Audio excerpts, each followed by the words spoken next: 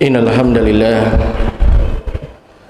nahmaduhu wa nasta'inuhu wa nastahdihi wa nastaghfiruh wa na'udzu billahi min shururi anfusina wa min sayyiati a'malina may yahdihillahu fala mudilla lahu wa may yudlil fala hadiya lahu asyhadu an la ilaha illallah wahdahu la syarika lahu wa asyhadu anna muhammadan 'abduhu wa rasuluhu arsalahu Allahu rahmatan lil alamin.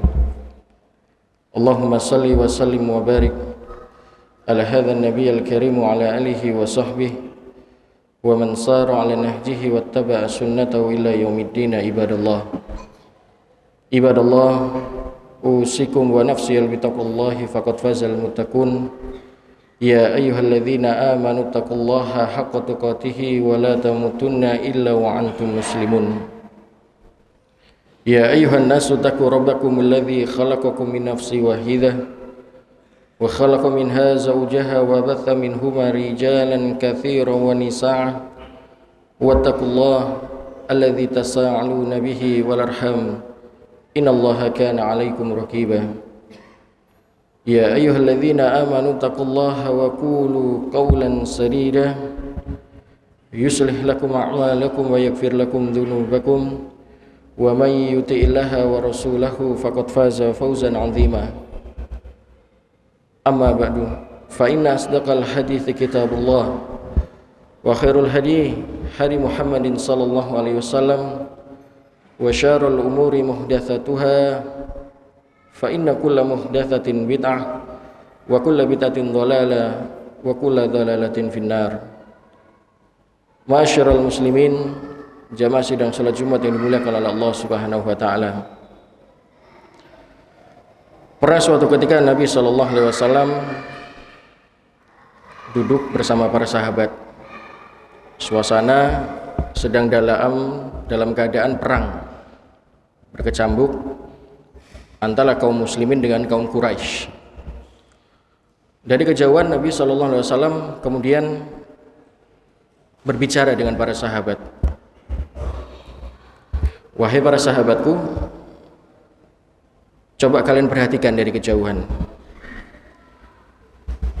Itu ada salah seorang ibu, ada salah seorang wanita yang sedang mencari sesuatu di tengah tawanan perang. Kemudian Nabi SAW kembali bertanya, seandainya seorang wanita itu atau seorang ibu tadi itu yang dicari adalah salah seorang dari anaknya, maka kira-kira apa yang akan dilakukan oleh seorang wanita itu? Kemudian para sahabat menjawab, tentu ya Rasulullah, ibu tadi atau wanita itu akan mengambil anaknya, kemudian dia akan memeluknya karena saking begitu cinta dan sayangnya seorang ibu tadi kepada anaknya. Kemudian apa kata Nabi sallallahu alaihi wasallam? Ketahuilah para sahabatku, kalau seorang ibu tadi dia menjumpai anaknya di tengah-tengah tawanan perang, tengah-tengah tawanan orang-orang yang tersandra karena perperangan, karena begitu cinta dan sayangnya seorang ibu kepada anaknya, maka ketahuilah, wallahi arhamu bi ibadihi min hadhihi bi waladiha. Kasih sayang Allah, cintanya Allah kepada seorang hamba melebihi besarnya kasih sayang dan cintanya seorang ibu kepada anaknya. Maka hadirin yang dimuliakan oleh Allah Subhanahu wa taala, Nabi SAW mengingatkan dalam salah satu hadisnya, kalau kemudian kita bertanya-tanya sebesar apa luasnya kasih sayang, cintanya, rahmatnya Allah Subhanahu wa taala kepada seorang hamba, apa kata Nabi sallallahu alaihi wasallam? Inna rahmati kata Nabi, sesungguhnya rahmatku sabaqat ghadabi. Itu lebih dulu aku tunjukkan, lebih dulu aku tampilkan kata Allah sebelum kemurkaanku. Maka hadirin yang dimuliakan oleh Allah Subhanahu wa taala,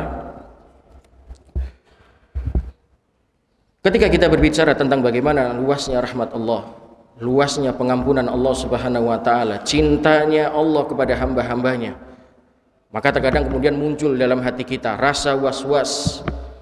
Kita punya keyakinan bahwa Allah tidak akan memaafkan kita, bahwa Allah akan murka kepada kita. Maka prinsip yang harus dipegang dari setiap kaum mukminin, muslimin, muslimat, kita berhadapan dengan zat yang rahmatuhu wasiat kulla syai'. Yang rahmatnya itu kata Allah Subhanahu wa taala, yang kata Nabi sallallahu alaihi wasallam, rahmat kasih sayang Allah Subhanahu wa taala kepada seorang hambanya itu mencakup seluruh alam ini para jamaah sekalian. Nah, hadirin yang dimuliakan oleh Allah Subhanahu wa taala, perhatikanlah. Ini sebuah pengingat dari Allah Subhanahu wa taala untuk kita semua. Siapalah kita ini para jamaah sekalian? Kita ini, kalau kata Nabi sallallahu alaihi wasallam dalam sebuah hadis yang diriwayatkan oleh Imam Ibnu Majah dan disahihkan oleh Syekh Albani rahimahullahu taala, kullu kata Nabi, setiap atau semua Bani Adam, anak cucu keturunan Adam, tanpa terkecuali para jamaah sekalian, khata'u, pasti pernah tersandung, tergelincir dengan namanya kemaksiatan kepada Allah Subhanahu wa taala. Mungkin kemaksiatan hal yang kecil, kemaksiatan yang besar, sampai pada tingkat kemusyrikan kepada Allah Subhanahu wa taala. Itu sesuatu yang wajar para jamaah sekalian. Manakala ada seseorang, kita ini manusia, tidak ada hidupnya kemudian lurus-lurus saja, tidak ada yang kemudian tidak pernah tersandung dalam maksiat, tidak ada manusia yang kemudian bebas dari kesalahan. Kata Nabi, kullu bani Adam khata'u, setiap anak cucu keturunan Adam itu, mohon maaf, pasti pernah tergelincir dengan namanya khilafan. Tapi apa kata Nabi sallallahu alaihi wasallam? Wa khairu khata'ina tawabun. Tapi sebaik-baik orang yang berbuat salah, khilaf, tersandung dalam kemaksiatan, wa khairu khata'ina tawabun, dia sadar, kemudian dia beristighfar, mohon ampun kepada Allah Subhanahu wa taala. Untuk itu hadirin yang dimuliakan oleh Allah Subhanahu wa taala, kalau kemudian kita sudah dilegitimasi oleh Nabi sallallahu alaihi wasallam, kita ini manusia, termasuk saya yang berbicara di atas mimbar, dan siapapun syekh, masyaikh, ustadz, ulama yang berbicara di atas mimbar yang mulia ini sudah pasti pernah melakukan kesalahan dari maksiatan, dan itu sesuatu yang wajar. Dan seandainya kemudian kita berpikir Allah tidak akan mengampuni dosa-dosa kita, Allah tidak akan memaafkan dosa-dosa kita, itu dibantah oleh Allah Subhanahu wa taala. Apa kata Allah Subhanahu wa taala dalam Al-Qur'anul Karim dalam surat Az-Zumar di ayat yang ke-53?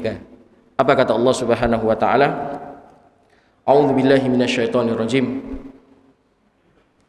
Qul, katakanlah wahai Muhammad, ya ibadiyalladzina asrafu ala anfusihim la taqnatu mir rahmatillah. Katakanlah wahai Muhammad, bagi hamba-hambaku yang melampaui batas bermaksiat kepada Allah Subhanahu wa taala, la taqnatu mir rahmatillah, jangan pernah putus asa dari rahmat Allah Subhanahu wa taala.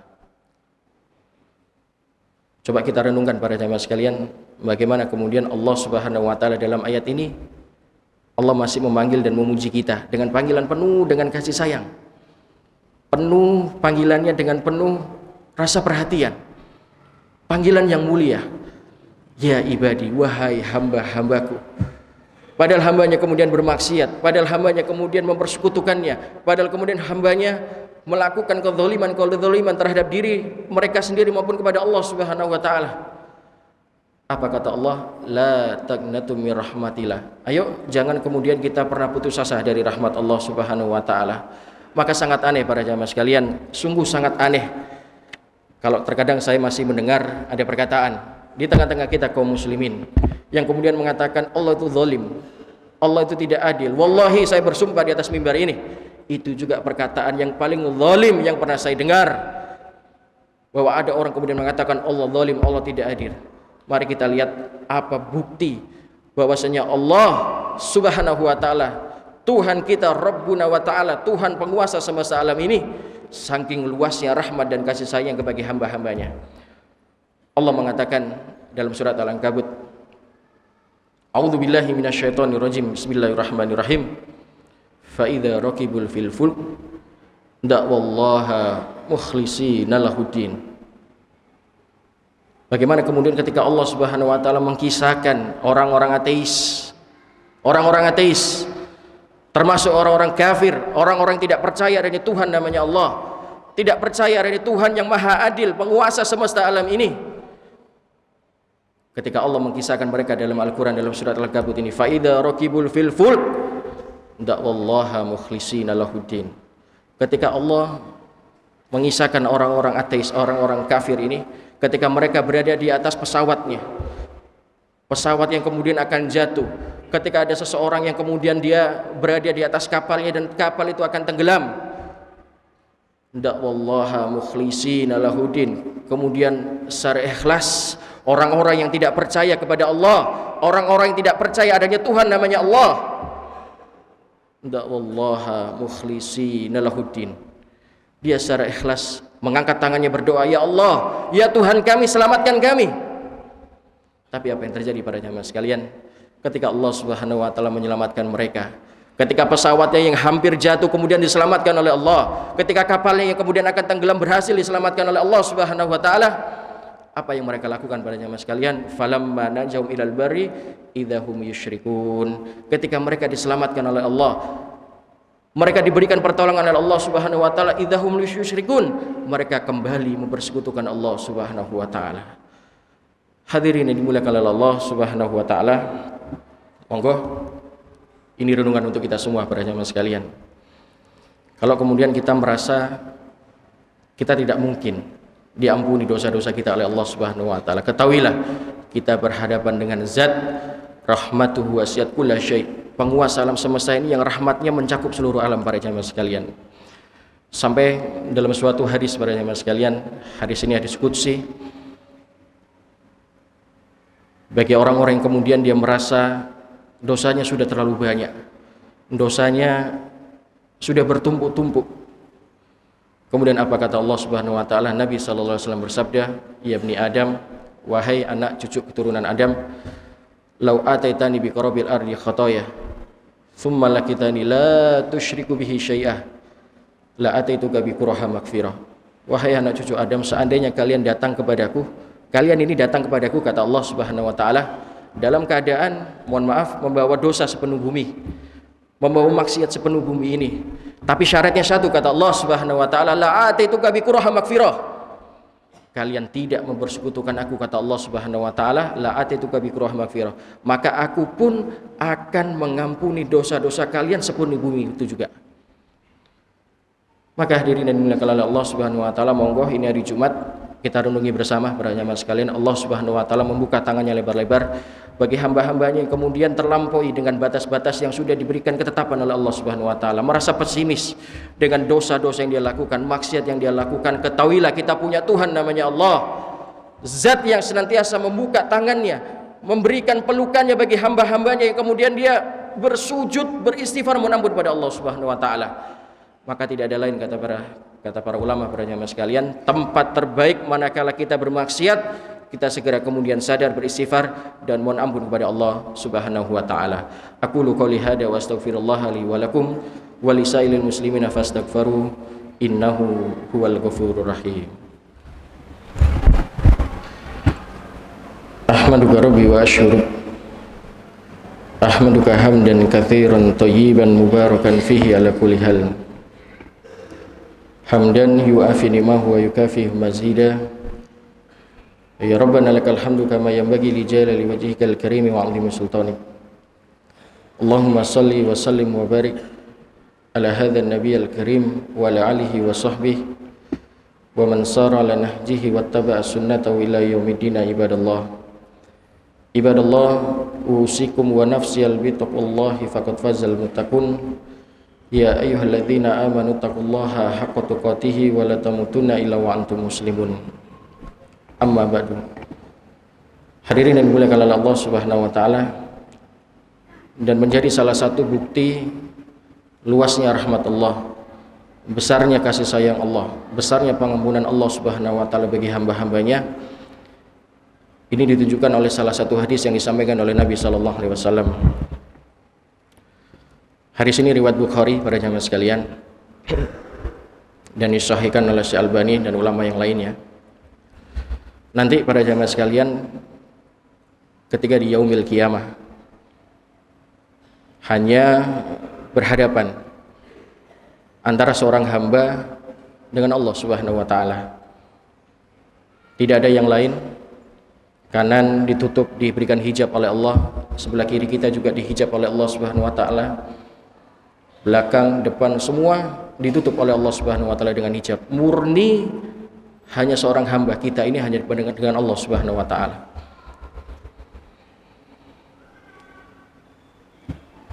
Ketika seorang hamba merasa celaka saya, binasa saya, ditanya si fulan tadi oleh Allah Subhanahu wa taala, wahai fulan,